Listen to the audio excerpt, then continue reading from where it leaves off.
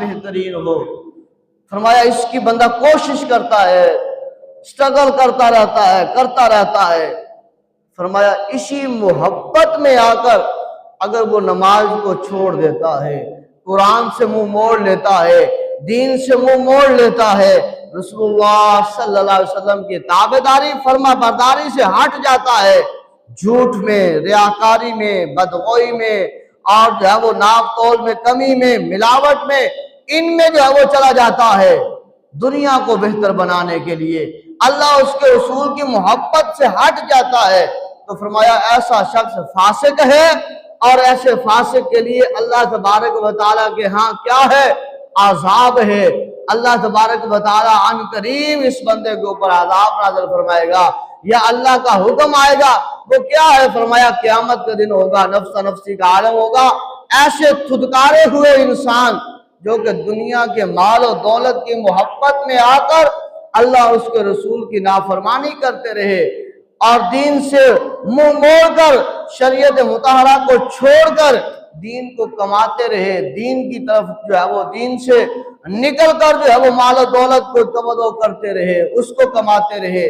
فرمایا ان کے لیے اللہ کے ہاں بہت بڑا عذاب ہے۔ محبت کن کے لیے ہے؟ پیار کن کے لیے ہے؟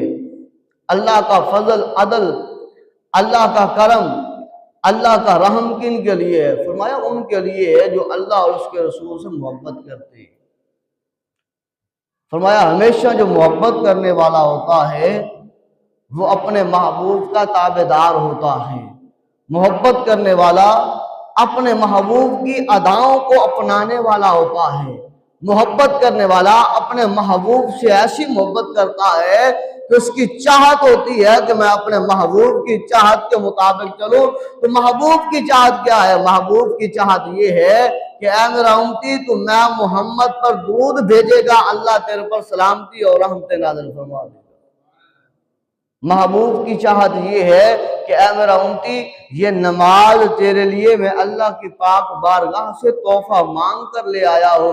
جب تو نماز پڑھتا ہے نا تو میری آنکھوں کو ٹھنڈک پہنچتی ہے، جب تو نماز پڑھتا ہے نا راحت میں محمد کو ملتی ہے، جب تو نماز پڑھتا ہے نا سکون میں محمد کو ملتا ہے، جب تو آ کر سجدہ کرتا ہے نا اللہ کو، سکون میں محمد کو ملتا ہے۔ اگر تو چاہتا ہے کہ میں محمد کو سکون ملے، اگر تو چاہتا ہے میں محمد کی آنکھوں کو ٹھنڈک ملے، اگر تو چاہتا ہے میں محمد کو راحت ملے، تو فرمایا وہ کیا کر؟ تو فرمایا نماز پڑھ، میری اللہ کی بارگاہ میں آ کر سجدہ کر، قیام کر، رکوع کر،